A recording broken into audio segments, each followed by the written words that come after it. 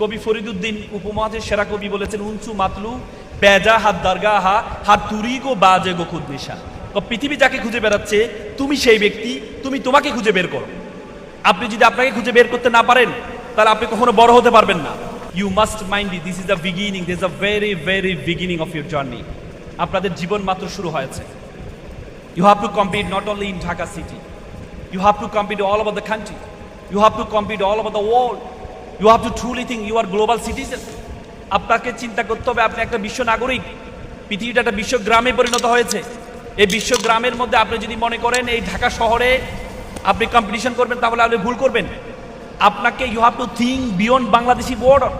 আপনাকে পৃথিবীর বাইরে চিন্তা করতে হবে। সে চিন্তা করার আগে প্রথমেই নিজের সম্বন্ধে আপনাকে জানতে হবে। কবি ফরিদুদ্দীন উপমহাদেশের সেরা কবি বলেছেন, উনসু মাতলু বেজা হাত দারগাহা হাত তুরি গো বাজে গো খুদ নিশা। পৃথিবী যাকে খুঁজে বেড়াচ্ছে তুমি সেই ব্যক্তি, তুমি তোমাকে খুঁজে বের করো। আপনি যদি আপনাকে খুঁজে বের করতে না পারেন তাহলে আপনি কখনো বড় হতে পারবেন না। আপনারা শুধু নিজেদের মধ্যে দ্বন্দ্ব করেন, ডিপ্লোমা ইঞ্জিনিয়ার নাকি হচ্ছে বিএসসি ইঞ্জিনিয়ার, এটা নিয়ে আপনারা ঝামেলা করেন, চাকরি নিয়ে ঝামেলা করেন। আপনারা বলেন যে কে ইঞ্জিনিয়ার হবে, কার নাম ইঞ্জিনিয়ার হবে, কার নাম ইঞ্জিনিয়ার হবে না, এটা নিয়ে আপনারা কথা বলেন। কিন্তু আপনি যে জায়গায় আছেন সেই জায়গা থেকে আপনি অনেক ভালো জায়গা যেতে পারেন। সেটার জন্য আপনার মন মানসিকতায় থাকতে হবে। দেখেন, সিংহকে বনের রাজা বলা হয় কেন জানেন? সিংহ কি জিরাফের মতো দেখতে বড়, হাতির মতো দেখতে অনেক মোটা, হ্যাঁ, বাঘের মতো অনেক শক্তিশালী? তারপরেও সিংহকে বনের রাজা বলা হয় কেন জানেন?